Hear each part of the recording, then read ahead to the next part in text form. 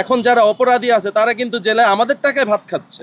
রাষ্ট্রের যেসব নিয়ম নীতি আছে সেই নিয়ম নীতিগুলি নতুন করে আবার পরিবর্তন করার প্রয়োজন আমি মনে করছি। শিশুর কান্না কোনো ব্যক্তিগত ঘটনা নয়, শিশুর উপর সহিংসতা পুরো জাতির লজ্জা। আজকের এই মানববন্ধন থেকে আমরা সরকার, আইন শৃঙ্খলা বাহিনী, বিচার ব্যবস্থা, স্থানীয় প্রশাসন, শিক্ষা প্রতিষ্ঠান, ধর্মীয় প্রতিষ্ঠান, পরিবার এবং সমাজের সকল স্তরের কাছে জোর দাবি জানাচ্ছি, শিশু ধর্ষণ, হত্যা ও নির্যাতনের প্রতিটি ঘটনার দ্রুত, নিরপেক্ষ ও কার্যকর তদন্ত নিশ্চিত করতে হবে। কথা বলে আইন নিয়ে যে আমাদের আইনের উপর আস্থা রাখতে হবে, আমাদের বিচার ব্যবস্থা তারপর আইন শৃঙ্খলার এমন কি অবস্থা যে এমন একটি মর্মান্তিক ঘটনার পরও আমাদের রাজপথে নামতে হয় বিচার চাওয়ার জন্য। এমন কি অবস্থা এখানে, এবং যদি বিচারই চাওয়া হয়, আপনি দেখেন আজ পর্যন্ত কতজন মানুষই ঠিকভাবে বিচার পেয়েছে। আমরা কি এখনো বিডিআর হত্যার বিচার পেয়েছি? আমরা কি এখন সাংবাদিক সাগরুনির বিচার পেয়েছি? রামিসার মতন কতজন আছে, কতজনের বাবা মা আছে যারা বিচারের জন্য এখনো অপেক্ষা করছে। আমার নিজের একজন বোন আছে যিনি লয়ার, আমার মা আছে। আমার বোন যখন এখন কাজ করতে যায়, রাত যখন 9টা-10টা বেজে যায় ফেরত আসতে, আমি ভয় থাকি যে কি না কি হতে পারে। কি এমন একটা দেশের পরিস্থিতি আমরা তৈরি করে রেখেছি যে আমাদের রাজপথে নামতে হচ্ছে যে বিচার চাওয়ার জন্য। এটা তো কোনো আইন বিচার হতে পারে না, এটা তো কোনো দেশের ব্যবস্থাপনা হতে পারে না এখানে। এবং আপনি এটা জিনিস চিন্তা করুন যে আমাদেরই ট্যাক্সের টাকায় এখন যারা অপরাধী আছে তারা কিন্তু জেলায় আমাদের টাকায় ভাত খাচ্ছে।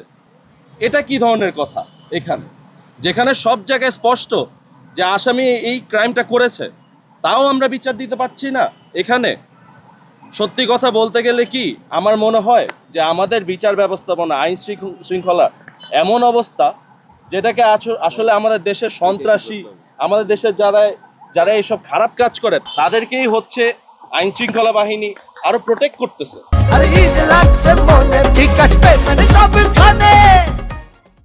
এখানে নির্যাতিত ছিলাম, বিভিন্ন ভাবে নির্যাতিত ছিলাম, পরাধীন একটি দেশ ছিলাম, যেখানে স্বাধীন দেশ হিসেবে আমরা প্রতিষ্ঠিত করতে চেয়েছি একটি দেশ।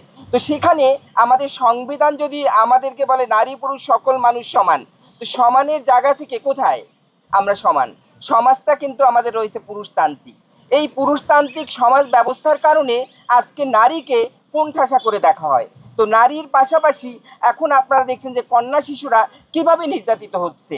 প্রতিটা মানুষের ভাবনার জায়গা থেকে যদি ভাবনা তৈরি হতো যে প্রতিটা কন্যা শিশুই হচ্ছে আমার মা, মা যদি ভাবতে পারে আমি একজন মায়ের থেকে পৃথিবীতে এসেছি, এই ভাবনাটুকু কতটুকু আপনাদের ভিতর তৈরি হয়? আজকে সেই ভাবনা নাই বলে আজকে আপনারা এই শিশুদেরকে ধর্ষণ করতেছেন। যেখানে আপা একটু আগে বললো যে 9 বছরের বাচ্চা তিনি গর্ভবতী। 9 বছরের বাচ্চাকে কিভাবে মানুষ গর্ভবতী করে? এটা চিন্তা করে দেখছেন যে ওই বাচ্চাটাকে একটা বাচ্চা উৎপাদন করার জন্য কি তিনি শারীরিকভাবে প্রস্তুত? এইটা ভাবতে হবে। কিন্তু সেই ভাবনার জায়গাগুলি আপনাদের কোথায়? আপনারা কিন্তু সেগুলি ভাবেন না। শুধু শরীর আর মানুষ দেখলে আপনাদের তাদেরকে ছিঁড়ে কামড়ে খেতে ইচ্ছা করে। সেই জায়গাটা পরিবর্তনের জন্য রাষ্ট্রের যেসব নিয়ম নীতি আছে সেই নিয়ম নীতিগুলি নতুন করে আবার পরিবর্তন করার প্রয়োজন আমি মনে করছি। কেননা বাংলাদেশের নারী ও শিশু নির্যাতন দমন আইন রয়েছে, সেই আইনটাকে সেভাবে প্রয়োগ হচ্ছে, সে আইনের আওতায় বিচার হচ্ছে। বিচারক অপরাধী যারা তারা কোনো না কোনোভাবে আইনের ফাঁকফোকর দিয়ে বেরিয়ে যায়। আপনারা জানছেন যে পূজা ধর্ষণ হয়েছিল। পূজা ধর্ষণের আসামিকে আমি কদিন আগে দেখলাম যে তার একটা ছবি বেরিয়েছে, পূজাদের বাড়ির পাশে তাদের বাড়ি। সে লোক কিন্তু এখন পূজার সামনে হাঁটাচলা করবে। পূজা এখনও অসুস্থ। এতদিনও তার শারীরিক ভাবে তাকে যেভাবে নির্যাতন করা হয়েছে, এই যৌন নির্যাতনের কারণে মেয়েটি অসুস্থ।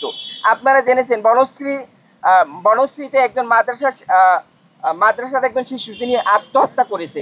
10 বছরের শিশু কেন আত্মহত্যা করলো? কারণ তাকে এমনভাবে যৌন নির্যাতন করা হয়েছে যেই যৌন নির্যাতনটা এই একটা ছেলে শিশু